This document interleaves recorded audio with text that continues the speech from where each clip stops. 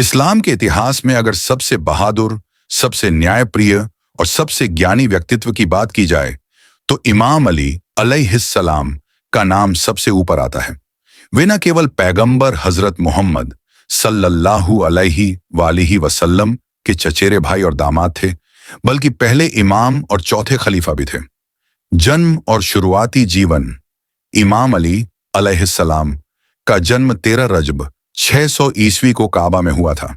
यह इस्लाम के इतिहास में एकमात्र उदाहरण है जब किसी व्यक्ति का जन्म खुद काबा के अंदर हुआ हो। इस्लाम कबूल करने वाले पहले पुरुष।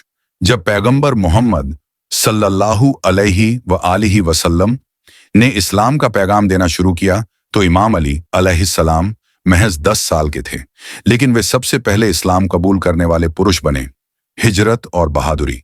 जब मक्का में काफिरों ने पैगंबर सल्लल्लाहु अलैहि वसल्लम को मारने की योजना बनाई तो इमाम अली अलैहिस्सलाम ने बहादुरी से उनके बिस्तर पर लेटकर जान की बाजी लगा दी। शादी और पारिवारिक जीवन। इमाम अली अलैहिस्सलाम का निकाह पैगंबर की बेटी हजरत फातिमा ज़हरा सलामुल्लाह अलैहा से हुआ। इस जोड़े से हजरत हसन अलैहिस्सलाम, हजरत हुसैन अलैहिस्सलाम, बीबी ज़ैनब सनारा और बीबी उम्मे कुलसूम सना पैदा हुए। इल्म और इंसाफ की मिसाल। इमाम अली अलैहिस्सलाम को इल्म का दरवाजा कहा जाता है। उन्होंने नहजुल बलागा जैसी महान किताब लिखी। जंगों में बहादुरी। इमाम अली अलैहिस्सलाम ने बद्र, उहुद, खंदक और खैबर जैसी जंगों में बहादुरी दिखाई। खैबर के दरवाजे को अपने हाथ से उखाड़ देना आज भी उनकी ताकत की मिसाल है। खिलाफत और शासन।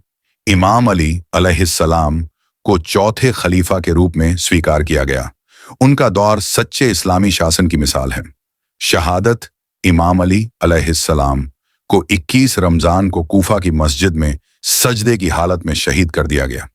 उनके आखिरी लफ्ज थे, फुजतु रब्बिल काबा, काबा के रब की कसम, मैं सफल हुआ।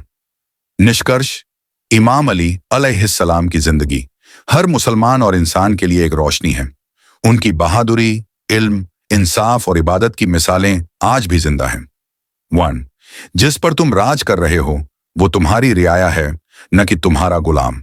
यानी जो तुम्हारे नीचे हैं उन पर जुल्म नहीं, इंसाफ करो। 2. सबसे बुरा साथी वह है जो तुम्हें गुनाह की तरफ ले जाए। दोस्ती सोच समझकर करो, क्योंकि संगत इंसान को बना भी सकती है और बिगाड़ भी। 3. इंसान अपनी जबान के नीचे छुपा होता है। जब तक इंसान बोलता नहीं तब तक उसकी असली पहचान सामने नहीं आती। 4. लोगों से वैसा ही सुलूक करो जैसा तुम अपने लिए चाहते हो। यह इस्लाम की और इंसानियत की सबसे बड़ी बुनियाद है। 5. सब्र 2 तरह का होता है, एक मुसीबत पर और दूसरा गुनाह से बचने पर। यानी सब्र सिर्फ दुख में नहीं, अपने नफ्स पर काबू पाने में भी जरूरी है। 6.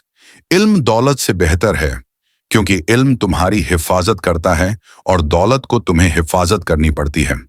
ज्ञान कभी नष्ट नहीं होता, लेकिन पैसा लुट सकता है। 7. अगर तुम सच बोलते हो तो तुम्हें किसी चीज का डर नहीं होना चाहिए। हक और सच्चाई पर चलने वाला इंसान सबसे ताकतवर होता है। 8. बदला लेने की ताकत रखते हुए माफ कर देना सबसे बड़ा कर्म है। यह इंसान की ऊंची सोच और दिल की विशालता को दर्शाता है। 9. तुम्हारा सबसे बुरा दुश्मन तुम्हारा नफ्स, अहंकार और इच्छाएं पूर्ण है जो तुम्हारे भीतर रहता है। आत्म संयम सबसे बड़ी जंग है। 10. अक्लमंद वही है जो खुद को पहचाने। खुद की पहचान ही सबसे बड़ी समझदारी है।